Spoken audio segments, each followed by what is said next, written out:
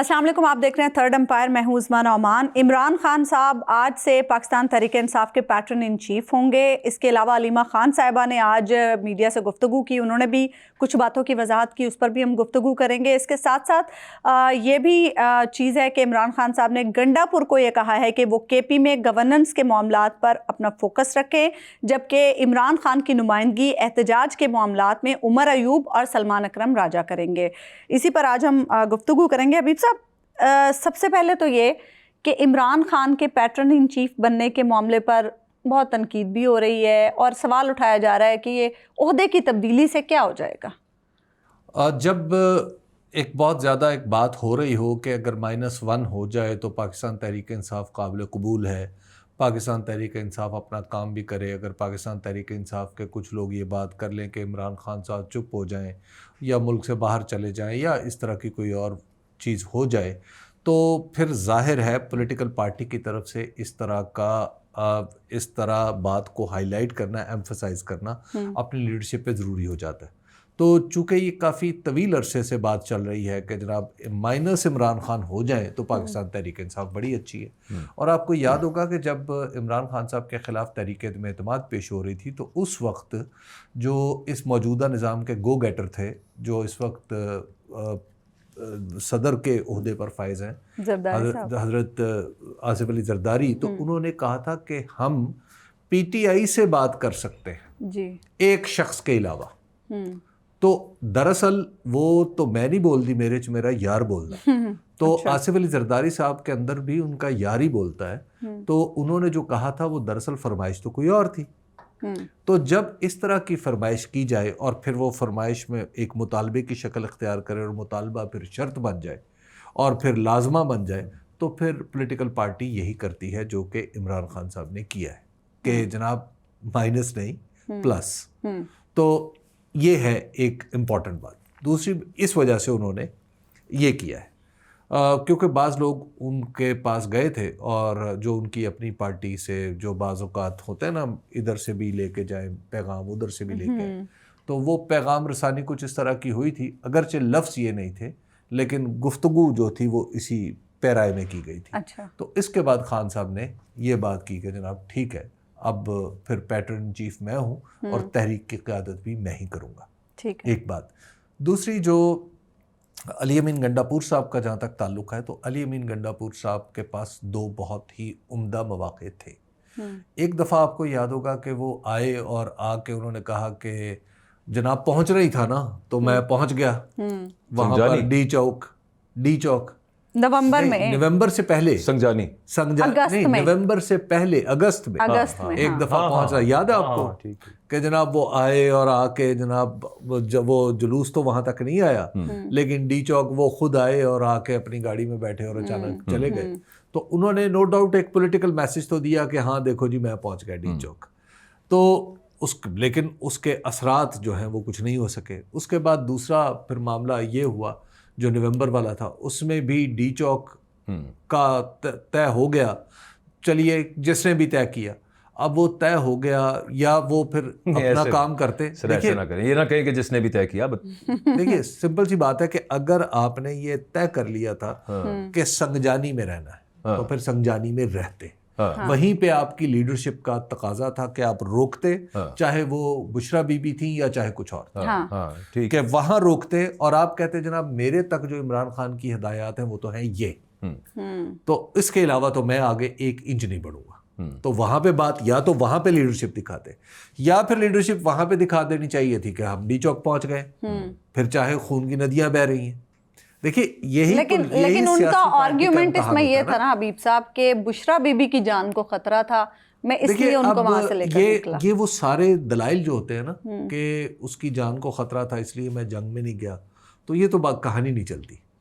Political parties जो होती हैं और जो सियासत है वो कुछ और तरह की होती है और तरह की हो चुकी है।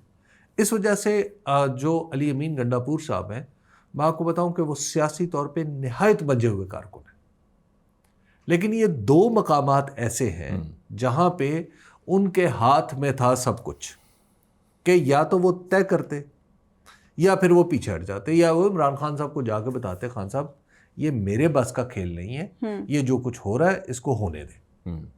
یا پھر میری جگہ کسی اور کو لے آئے. تو جب آپ تو اس وجہ سے پھر مولانا فضل الرحمان کا جو معاملہ تھا اس میں بھی ان کا ایک کردار تھا. چلیے وہ تو مولانا تو خیر حبیب صاحب مولانا آنا ہی نہیں چاہتے وہ تھے یا نہیں تھے. دیکھیے ایک وقت ہوتا ہے جب آپ نے پولیٹیکل اپنی پوزیشننگ رکھنی ہوتی ہے, لیکن یہ ہے کہ اب لوگوں کا ان پر اعتماد بھی اب جو ہے ان کے اوپر جو بھروسہ ہے وہ تھوڑا سا ورکرز کا وہ شیکی ہے. اور عمران خان صاحب کا بھروسہ تو ان پہ ہے, لیکن عمران خان صاحب یہ سمجھ رہے ہیں کہ اب انہیں اس طرح کی جو ڈیل ہے یا اس طرح کا جو معاملہ ہے یا یہ جو ایشوز ہیں وہ شاید یہ حل نہیں کر سکتے, یہ میں خود ہی حل کر سکتا ہوں. تو اس کے لیے انہوں نے پھر کہا ہے کہ جناب ٹھیک ہے اب. اور ہاں آپ دیکھیے گوہر صاحب کو بھی انہوں نے سائڈ لائن کیا. گوہر صاحب کو بھی کہا کہ جناب آپ وکیلانہ معاملات ہی دیکھیں, جو عدالتی معاملات ہیں وہ آپ سلجھا سکتے ہیں تو انہیں سلجھائیں. اور پھر انہوں نے سلمان اکرم راجہ صاحب کو اور عمر ایوب صاحب کو سامنے کھڑا کر دیا ہے. اب سلمان اکرم راجہ صاحب بھی ان لوگوں میں سے جو کسی بھی صورت سمجھتے ہیں کہ جو پرنسپل ہے پارٹی کے ان کے اوپر ہی ہمیں چلنا چاہیے. عمر ایوب صاحب بھی یہ سمجھتے ہیں, اور عمر ایوب صاحب تو اس بات کی تھوڑی سی سزا بھی بھگت رہے ہیں کہ ان کا جو معاملہ ہے جس طریقے سے الیکشن کمیشن میں چلا گیا ہے جی. تو یہ جو دونوں چیزیں ہیں اس میں اب اس وجہ سے اب جو تحریک کے لیے جو نیا ارینجمنٹ کیا گیا ہے کہ اوپر Imran Khan pattern in chief کی صورت میں اور نیچے یہ دو لوگ, تو اس کا مطلب یہ ہے کہ اب شاید جو صلح صفائی کی باتیں ہر تحریک پہ جانے سے پہلے یا تحریک شروع ہونے سے پہلے کچھ بات چیت کا ہو جانا, اس طرح کی خبریں آ جانا, تو وہ بات اب ہوتی ہوئی دکھائی نہیں دیتی. ٹھیک ہے. جو علیمہ خان صاحب نے کہہ دیا نا کہ تمام راستے اب بند ہیں, خان صاحب کو کوٹ کرتے ہوئے, یہی ایک راستہ یہی ہے. دیکھیے یہ جو راستہ جو آج علیمہ خان صاحبہ نے کہا نا کہ ایک ہی ڈیل بار بار ہے, تو یہ اگست میں جب گرفتار ہوئے تھے عمران خان صاحب, تو اس کے بعد سے پھر یہ آپ یوں کہہ لیجئے کہ الیکشن سے پہلے بھی اس طرح کی ایک بات ہوئی تھی ہلکی پھلکی, لیکن وہ نچلی سطح پہ تھی. الیکشن کے جو بعد والا اگست ہے یعنی جو گزرا ہے اس میں بھی یہ بات ہوئی تھی اور یہی باتیں ہوئی تھی.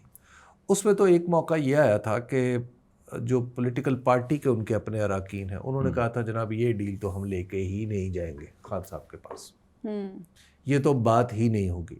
تو اس کے بعد پھر مختلف لوگوں سے رابطہ کیے جانے کی کوشش ہوئی کہ فلاں ایمیسری بن کے چلا جائے, فلاں پیغام لے کے چلا جائے, لیکن وہ جس فلاں سے بھی پوچھا گیا تو اس فلاں نے کہا کہ جناب میں بڑا عمران خان صاحب کی گارنٹی اور آپ کی گارنٹی میں کیسے دوں گا, آپ دو بڑے لوگ ہیں, میں کیا کروں گا.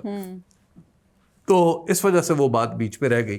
تو دیکھیے ادھر سے اب یہ خواہش, ابتدا میں خواہش فرمائش اور اب تو عرض کیا نا جیسے مطالبہ اور شرط بن چکے ہیں. تو عمران خان صاحب ان شرائط پہ باہر آنے کے لیے تیار نہیں ہیں, تو انہوں نے اب تحریک کا راستہ شروع کر دیا ہے. اور اب آپ دیکھیں گے کہ وہ ساری گفتگویں جو کبھی کبھار ہوتی رہی ہیں وہ آپ کو آہستہ آہستہ کر کے سامنے آتی سنائی دیں گی, دکھائی بھی دیں گی. تنویر احمد صاحب نے جو غلط بیانی, جس پہ ہم نے کل بھی گفتگو کی, جو غلط بیانی انہوں نے کی کہ جیل میں ملاقات خان صاحب سے علیمہ خان صاحبہ نے کروائی. علیمہ خان صاحبہ نے آج اس کی بھی وضاحت کر دی اور انہوں نے بتا دیا کہ ہم تو خود جیل میں تھے, ان کی ملاقات تو اسٹیبلشمنٹ نے کروائی تھی. ظاہر ہے انہوں نے کروانی تھی, اور کون کروا سکتا تھا ملاقات. لیکن علی امین گنڈاپور صاحب پہ میں تھوڑی سی بات کرنا چاہتا ہوں. He was from the beginning not the right person to lead the protest or any campaign. اس کی وجہ یہ نہیں ہے کہ علی امین گنڈاپور صاحب کمپرومائزڈ ہے. ایک چیز تو یہ ہے کہ وہ وزیر اعلیٰ ہیں اس صوبے کے, اور ان پہ جس اماؤنٹ کا پریشر ان کے اوپر اماؤنٹ ہوتا ہے اس کا احساس نہیں ہو سکتا. معاملہ وہ ایک اور ہی ٹائپ کی چیز ہو جاتی ہے, اور پھر 100 چیزیں آپ کے دماغ پہ اور بھی چل رہی ہوں. اور گنڈاپور صاحب کو یہاں سے تھوڑا سا اس سے ہٹانے میں کچھ بشرا بی بی کا بھی کردار ہے, مطلب ان کی آپس میں نہیں بنتی تھی, سادہ سی بات. تو ابھی تک کئی بار ایسی خبریں آئی ہیں. ہاں, یہ جو ہم 26 نومبر کی بات کر رہے ہیں اس دن بھی کچھ اسی طرح کے معاملات تھے. وہ ڈیٹیلز کبھی بعد میں شیئر ہوں گی تو وہ ایک معاملہ بنے گا. اپارٹ فرام دیٹ سلمان اکرم راجہ صاحب میں سمجھتا ہوں اس وجہ سے لیڈ کرنے کے لیے ان کو رکھا گیا ہے کہ ایک نظریاتی آدمی ہے, اور ابھی تک نا ہی ہیزنٹ فلنچڈ اوپر سے وہ لائر ہیں. تیسرا یہ ہے کہ ان کا ایک بڑا فرم سٹینس ہے جمہوریت کے حوالے سے, حقیقی آزادی کے حوالے سے, جو اس کی تعبیر کرتے ہیں وہ جو بھی ہے, کانسٹیٹیوشن کی اپ ہولڈ کرنے کے حوالے سے ایکچولی.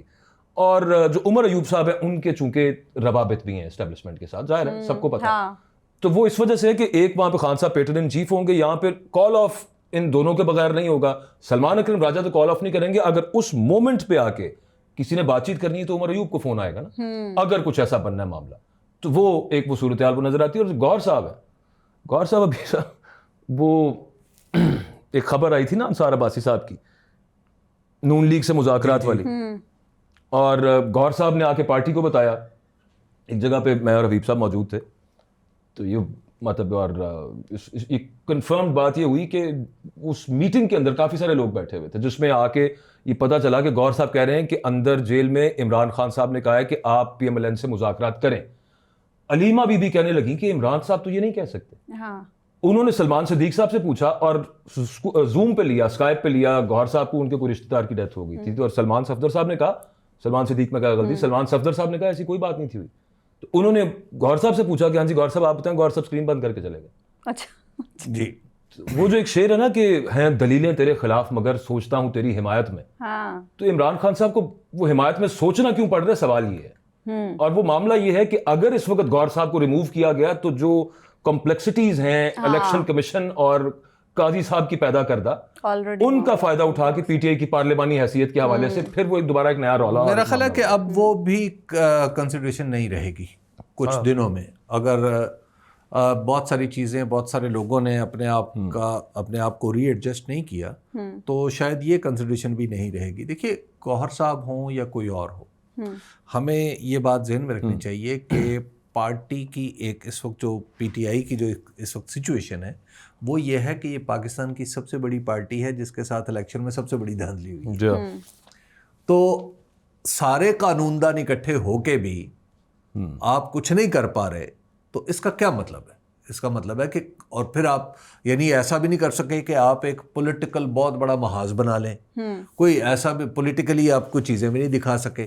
تو ظاہر ہے ایک خاص ارینجمنٹ میں گوہر صاحب بہت عمدگی سے انہوں نے رول پلے کیا, بہت عمدہ کیا.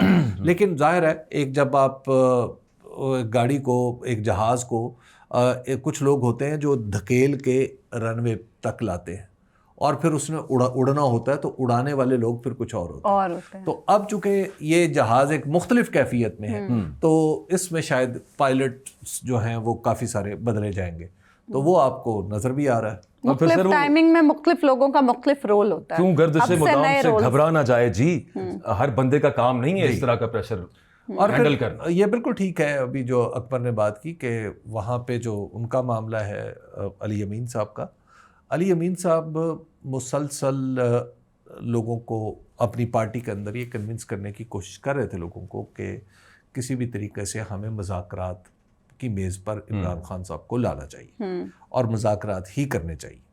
تو وہ بھی کوشاں تھے اور گوہر صاحب بھی کوشاں تھے, لیکن وہ مذاکرات اب نہیں ہو پا رہے. تو پھر ظاہر ہے جو ایک پولیٹیکل پارٹی ہے وہ کچھ نہ کچھ تو کرے گی, مذاکرات نہیں کر پائے گی, دلیل نہیں دے پائے گی تو شور مچائے گی. تو وہ تو ہو رہا ہے. ہاں اچھا, یہ حبیب صاحب ایک یہ جو ملاقاتوں والا معاملہ ہے, اس پہ حامد میر صاحب نے بھی کہا کہ ان کی بھی ملاقات نہیں ہونے دی گئی.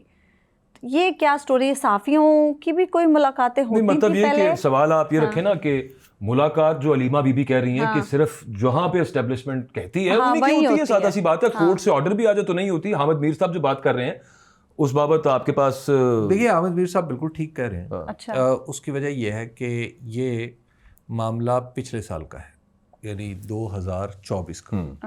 ہوا اس طرح کہ عمران خان صاحب سے جو ملنے جلنے والے وکلاء ہیں انہوں نے کچھ لوگوں سے رابطہ کیا اور مجھے بھی کہا کہ خان صاحب یہ چاہتے ہیں کہ آپ لوگ ان سے آ کے ملیں, اور انہوں نے کہا کہ کون کون کس کس کو جانا چاہیے, اور ظاہر ہے میرے سے نہیں سب سے پوچھا ہوگا. تو پھر ایک فہرست بنی تھی.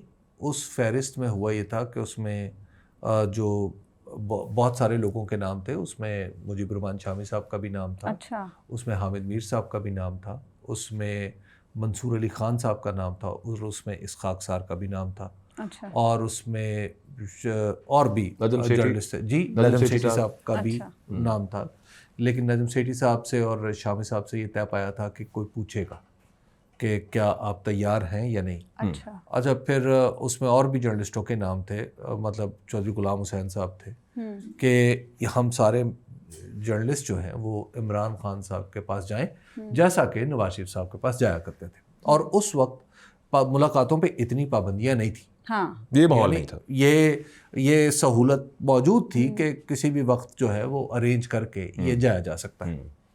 اچھا جب وہ لوگ بڑھ گئے تو اس کے بعد کچھ ایک بڑے جید وکیل صاحب ہیں, انہوں نے رابطہ انہوں نے پھر کوشش, ان کا ذمہ تھی یہ ارینجمنٹ کرنا کہ جیل کے اندر کیسے جانا ہے.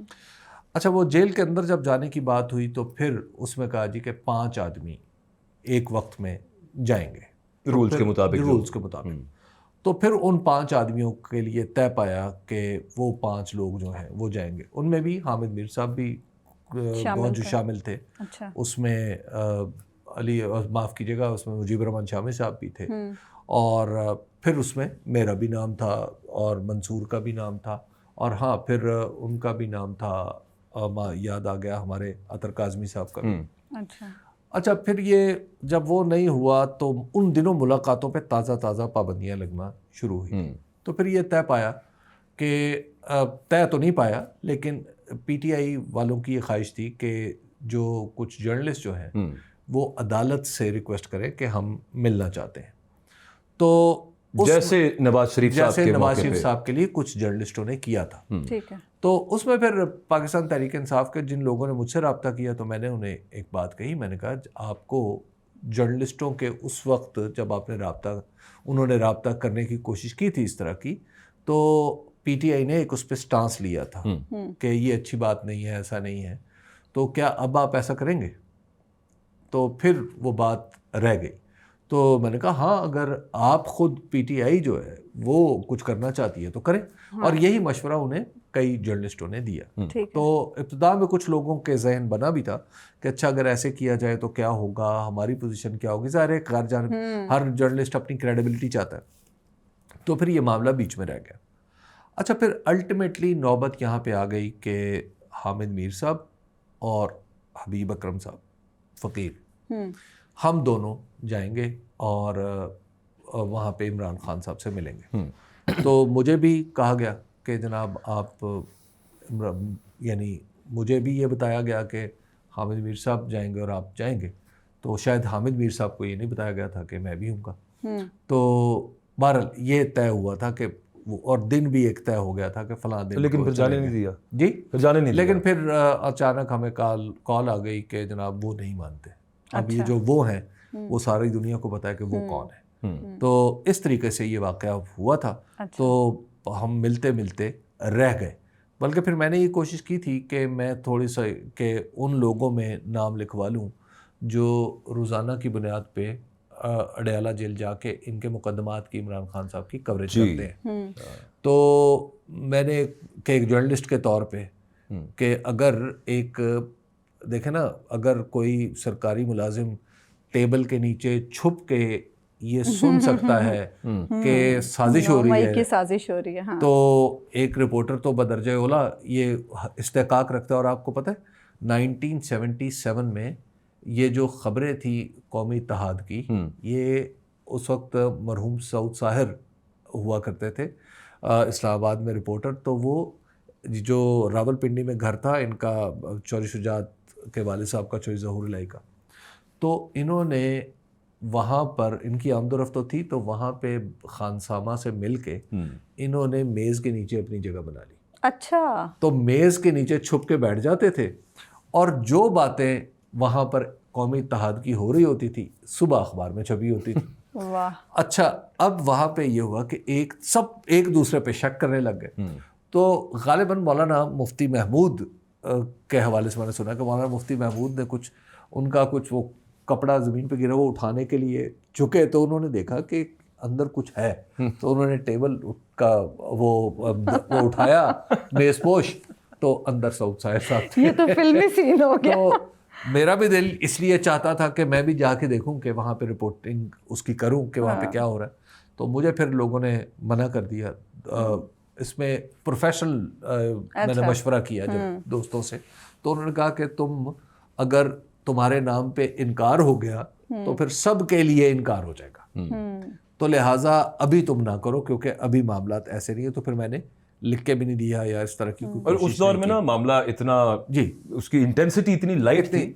جسٹ ٹو ٹیل یو کہ جو رپورٹرز اڈیالہ جیل کور کرتے تھے اندر سے آ کے, انہیں اس وقت شروع میں یہ نہیں تھا بتایا جاتا کہ آپ نے یہ ٹکر دینے ہیں, یہ رپورٹ کرنا, یہ نہیں کرنا, جو کہ بعد میں ہوا. بہت ساری چیزیں بالکل صحیح رپورٹ ہو رہی تھیں. اور پھر دوسرا اس وقت یہ بھی تھا کہ جو رپورٹرز اندر جاتے تھے وہ اپنے ساتھ, میں اپنی بات کرتا ہوں, مطلب میں جی این این میں تھا تو وہاں پہ جو فیض صاحب ہمارے جو اڈیالہ جیل کور کرتے تھے, انہوں نے ایک دفعہ سے زیادہ دفعہ یہ کہا کہ میں آپ کا نام ڈلوا دیتا ہوں اور آپ چلیں اندر جا کے ایک دفعہ ملنے. آپ کو یاد ہوگا سمیع ابراہیم صاحب اندر گئے تھے, آپ کو یاد ہوگا, اور جرنلسٹ اندر وہی سماعت سننے کے لیے وہ سب جمع. وہ اتنا بڑا مسئلہ نہیں, وہ اتنا بڑا مسئلہ نہیں تھا اس وقت. تو لیکن بہرحال اس کے بعد تو پھر بہت بڑا مسئلہ بن گیا. تو یہ تھا معاملہ. وہ جو یعنی حامد میر صاحب نے ٹھیک کہا کہ کم از کم میں تو اس چونکہ اس کے بیک گراؤنڈ میں جو چیزیں چل رہی تھی ان سے آگاہ ہوں, تو یہ ہو رہا تھا اس وقت. اینڈ کمنگ ٹو وہ تنویر احمد صاحب والا جو ملاقات والا پوائنٹ ہے نا, اس میں ایک امپورٹنٹ چیز عظمیٰ یہ ہے کہ انہوں نے وہ جو غلط بیانی کی کہ مجھے علیمہ خان صاحبہ نے اندر بھیجا تھا. علیمہ خان صاحبہ کہتی ہیں ہم خود اس وقت علیمہ خان صاحبہ اگر اندر بھیج سکتی تو وہ خود نہ ملاقاتیں کر سکتی. لیکن اس کے پیچھے دیکھیں کارروائی کیا ہے, اس کے پیچھے کارروائی یہ ہے کہ آپ کو یاد ہے وہ ملاقات یہاں سے کر کے گئے, 20-25 دن کے بعد پاکستان تحریک انصاف کا کانٹینٹ بیچنے والے کریٹرز نے, ویلاگرز نے, بہت سو نے بتایا کہ میری فلاں سے بات ہوئی, میری فلاں سے بات ہوئی. ہوا کیا, ایکچولی ایک فالس ہوپ کریٹ کی گئی کہ امریکہ سے وفد آیا تھا, وہ یہاں پہ ملے ہیں, اندر کی باتیں جس طرح سے ان کو بتائی گئیں یوٹیوبرز کو, انہوں نے جو رپورٹ کیا اس کے برعکس تنویر احمد صاحب جو خود بات کر رہے ہیں اس کے برعکس ہے. ہاں بالکل. اس وقت ایک ہوپ کریٹ کی گئی, اچھا امریکہ تو بڑا کچھ ہو رہا ہے, ہو جائے گا معاملہ. یہاں پہ تھرڈ امپائر میں ایک دفعہ میں نے گزارش کی تھی کہ اسٹیبلشمنٹ آپ کی, they have already started a plan to manage آپ کے ایکسپیٹس, خاص طور پہ انگلینڈ اور امریکہ کے. اس پہ کچھ لوگوں کا یہ کہنا ہے مبینہ طور پہ کہ پیسے بھی لگ رہے ہیں.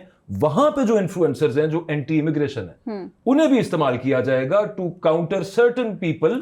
دیکھیں لیکن یہ سارے منصوبے جو ہے نا بعض اوقات منصوبے ہی رہتے ہیں, سوچ ہی رہتی ہے. ایک اور وہ جو ہے اوورسیز پاکستانی عاطف خان صاحب, وہ تو اپنے آپ کو تنویر احمد کے اس سارے جو بیان سے ڈسٹینٹ کر رہے ہیں. دیکھیں نا اس میں علیمہ خان صاحبہ نے بتایا کہ 2 دفعہ ملنے آیا, ایک دفعہ ملنے آیا تو خان صاحب نے بھانپ لیا, دوسری دفعہ ملنے کی جب انہوں نے کہا چلو میں نہیں ملنا.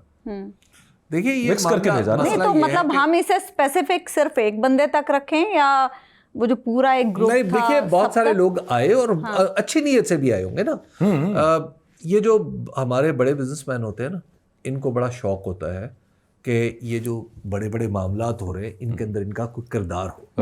یہ آج کی بات نہیں ہے, یہ آپ دیکھ لیجئے ملک ریاض صاحب, ملک ریاض صاحب کو کتنا شوق ہوتا تھا کہ یہ جو آصف علی زرداری صاحب, نواز شریف صاحب, چیف جسٹس, ان کے درمیان جو معاملات ہیں وہ میں طے کرا رہا ہوں. وہ فوج اور نواز شریف کے درمیان معاملات کرا رہے تھے, وہ فوج شریف صاحب ایکسٹینشن کے حوالے سے باتیں کر رھے تھے, ان کے حساب سے باتیں ہو رہی تھی. تو دیکھیے یہ شوق تو بڑا ہوتا ہے, لیکن سیاست کیا ہوتی ہے اور اس کا ہلکی سی جھلک اب بھگت رہے ہیں نا ملک ریاض صاحب. تو دیکھیے یہ ایک معاملہ, اس کو یہ جو ہے نا, یہ ہمارے جو بزنس مین ہیں ان کا شوق بڑا پرانا ہے. ایک یہاں پہ اسٹینڈرڈ بینک ہوا کرتا تھا, اور اسٹینڈرڈ بینک کے جو سربراہ تھے وہ غالباً الوی صاحب, یہ 70s کی بات ہے. تو اس میں قدرت اللہ شہاب نے بھی یہ واقعہ لکھا. وہ الوی صاحب یحییٰ خان کے بڑے قریب تھے. تو ان دنوں قدرت اللہ شہاب زیر عتاب تھے. تو ایک دن الوی صاحب ان کے گھر چلے آئے اور انہوں نے کہا جناب آپ بتائیے شہاب صاحب کہاں آپ نے لگنا ہے, تو میں پھر صاحب سے بات کرتا ہوں. تو قدرت اللہ شہاب صاحب نے کہا کہ جناب میں آپ کی مدد سے تو کوئی نوکری حاصل نہیں کرنا چاہتا, کوئی پوسٹنگ نہیں لینا چاہتا. تو دیکھیے یہ بہت سارے لوگوں کا, ہمارے جو بزنس مین ہیں نا, ان کا دل چاہتا ہے کہ ذرا اس معاملے میں بھی پیسے کے زور پہ کوئی ہاتھ ڈلوایا جا سکے, کوئی تھوڑا سا اپنا نام بنایا جا سکے تو بنا لیا جائے. یہ ایسا کرنا بہت مشکل کام ہے, یہ اس کے نتائج ہوتے ہیں. اچھا حبیب صاحب, سی پی این ای نے آزادی صحافت اور صحافیوں کے حوالے سے 2024-25 کی رپورٹ جاری کی. آپ اسلام آباد میں اس ایونٹ میں موجود بھی تھے, ذرا میں بتائیں اس رپورٹ کے بارے میں, کیا ہے اس رپورٹ؟ دیکھیے, ایک تو وہ رپورٹ میں جو 2024 کے درمیان جو یعنی وہ مئی سے مئی تک کی رپورٹ ہے, تو اس میں 7 لوگ تو ایسے ہیں جو باقاعدہ طور پر اپنا کام کرتے ہوئے قتل ہو گئے, ظاہر ہے وہ شہدائے صحافت ہے. بالکل. اس کے علاوہ پھر بہت سارے لوگ جن کو افیئر کیا گیا, پھر جن کے لیے کئی طرح کی مشکلات کھڑی کی گئیں, متی اللہ جان, اسد طور, بہت سارے لوگ ہیں نا, پھر خود حامد میر صاحب, ایاز امیر صاحب, ان سب کے یہ تو طرح واقعات کچھ پرانے ہیں, لیکن وہ جو 1 سال کے اندر واقعات تھے وہ ہوئے. آج جتنے بھی لوگ تھے نا وہاں پہ, سبھی متفق تھے ایک بات پہ کہ پاکستان کے اندر بہت بڑی سینسرشپ جاری ہے. یہ بات انہوں نے یہاں تک کہ نجم سیٹھی صاحب وہ وہاں پہ نہیں آ سکے. نجم سیٹھی صاحب کا جو ویڈیو پیغام تھا وہ چلایا گیا. نجم سیٹھی صاحب نے بھی یہی کہا کہ جناب ہم تو کبھی ادھر ہائبرنیٹ ہوتے ہیں, کبھی ادھر ہائبرنیٹ ہوتے ہیں, تو آپ اس پہ ذرا غور کریں کہ کس طریقے سے اس معاملے کو آپ نے یہ پیکا کو اور دوسرے معاملات کو سلجھانا ہے. اچھا, پھر اس رپورٹ میں پہلی دفعہ ایک اچھی بات یہ ہوئی ہے کہ اس میں بہت سارے ان لوگوں کا بھی ذکر ہے جو معروف معنوں میں صحافی نہیں ہے, یعنی اور جن کا صحافتی بیک گراؤنڈ نہیں, خالصتاً وہ ڈیجیٹل میڈیا پہ آئے اور ڈیجیٹل میڈیا پہ انہوں نے کام کیا, تو یہ ایک بہت اس میں مجھے اچھی بات لگی. تیسرا, سی پی این ای نے یہ کیا, یعنی نیوز پیپر ایڈیٹرز نے, council of news paper editors ہیں, ایڈیٹرز تھے یہ سارے کے سارے لوگ, اور ظاہر ہے اس میں مختلف لوگ تھے. اس میں کاظم خان صاحب جو ہیں اس کے آج کل روح رواں ہیں, تو وہاں پہ ارشد انصاری صاحب اور سب لوگ پریس کلب کے, لاہور پریس کلب کے, رانا عظیم صاحب جو اپنی پی ایف یو جے کے سربراہ ہیں, ایک پی یو جے کو معاف کیجیے گا, تو یہ سارے لوگ وہاں پر موجود تھے. بہت سی عظیم شخصیات, جی بہت سی عظیم شخصیات تھیں. اچھا, پھر ایاز امیر صاحب نے ایک بڑی دلچسپ بات کی. انہوں نے کہا, بڑی دلچسپ نہیں, بڑی لاجیکل بات کی. انہوں نے کہا جب پورے ملک پہ ایک ابتلا کی کیفیت ہے تو اس ابتلا سے میڈیا کیسے باہر رہ سکتا ہے. تو انہوں نے کہا کہ بھائی جتنی جمہوریت کمزور ہوگی اتنا میڈیا کمزور. یہ تو صحیح بات ہے. Free speech is always connected to, تو یہ وہاں پر جو معاملہ ہو رہا ہے وہ یہاں پر بھی دکھائی دے گا.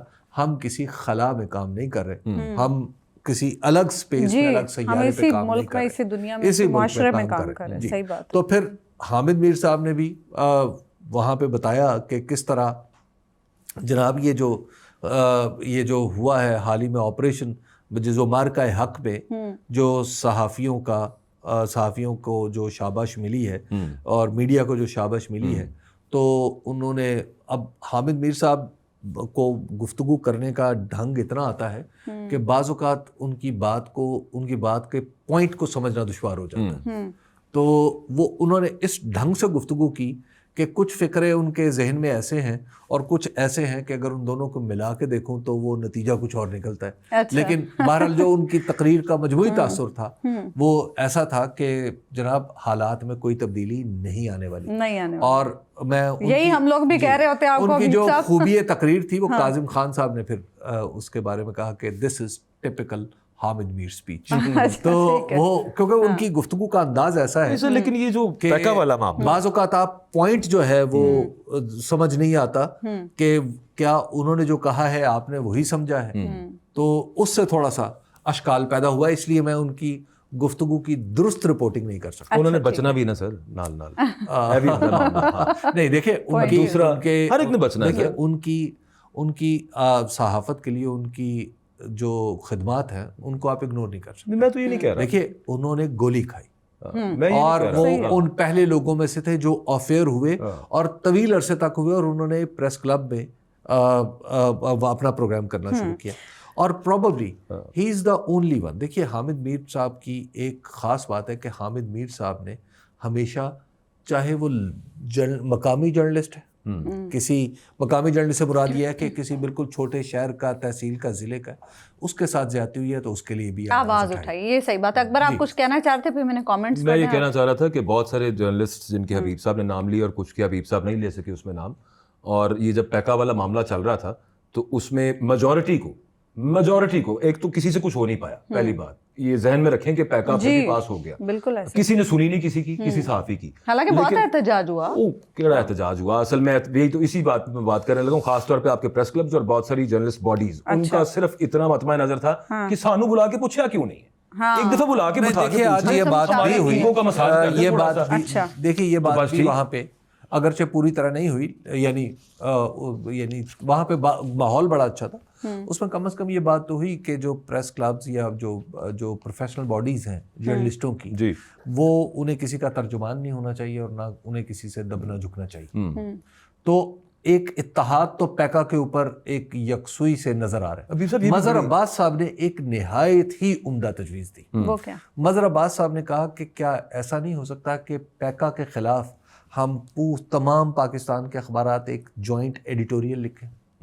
ہاں یہ اچھی تجویز ہے, ٹھیک ہے نا, یا تمام, یعنی اب آپ اس سے دیکھیں نا, اس کے پھر یہ بنیادی تجویز تھی, تو اس سے آگے چیزیں پھر نکلتی ہیں. تمام لوگ انہوں نے تجویز دی کہ کیا ایسا نہیں ہو سکتا کہ تمام ٹی وی کے لوگ, تمام جو جرنلسٹ ہیں, وہ ایک دن کے لیے سیاہ پٹی باندھ کے اپنے احتجاج ریکارڈ کریں. ہاں ٹھیک ہے, یہ چیزیں تو ہو سکتی ہیں نا, کم از کم ہمیں اپنا کام تو کرنا چاہیے. اچھا حبیب صاحب, یہ معاملہ جو ہے نا صرف ایک یہ کہ یہ جب آتا ہے نا صحافیوں کے رائٹس کا ایشو, یہ جو آپ کے پریس کلبز ہیں نا, یہ دوڑ کے بن جاتے ہیں کلب, کہ ہم تو کلب ہیں, ہم کوئی تنظیم تھوڑا ہے یہاں پہ, ہم نے کیا وہ بات کرنی ہے. اچھا جہاں پہ آگے ملنے کی بات آتی ہے, وزیر نو ملنا ہے, وزیر اعظم نو ملنا ہے, فلانے نو ملنا ہے, اوتھے جا کے ہم صحافیوں کے نمائندے ہیں. بڑی کمال خوبصورت انہوں نے یہ بات تو بہرحال یہ چلتی رہی, بات بہت لمبی ہو رہی ہے, مجھے کامنٹس پڑھنے ہیں کیونکہ اب ہمارے جو پروڈیوسر ہیں علی جان, وہ مسلسل مجھے کہہ رہے ہیں کہ وقت زیادہ ہو رہا ہے, اور پھر ہمارے جو ویورز ہیں وہ بھی کہتے ہیں کہ اب بہت لمبی ویڈیو کر دیتے ہیں.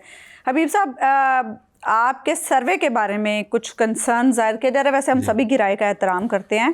یہ ہیں محمود احمد صاحب, اور ان کا یہ کہنا ہے کہ ایک بات ہے, آج تک حبیب اکرم صاحب کے سروے غلط ہی ثابت ہوئے ہیں. ان کے سروے کا انجام اگر دیکھنا ہے تو آزاد کشمیر کا الیکشن دیکھ لیں. میں سے جو حالات رہے ہیں الیکشن کے, پتہ نہیں اب وہ کس الیکشن کی بات کر رہے ہیں. اگر انجام دیکھنا ہے 8 فروری کا الیکشن اس سے بڑا غلط سروے کون سا ہو سکتا ہے. بالکل ٹھیک بات. اور جو آزاد کشمیر کا الیکشن تھا, اس کے بارے میں واضح کرتا ہوں. ایک انٹرنیشنل نام کی کمپنی ہے جو یہاں پہ کام کرتی ہے. اب وہ کہتے ہیں کہ وہ انٹرنیشنل کمپنی سے ان کا کوئی تعلق نہیں ہے, لیکن وہ نام انٹرنیشنل ہے.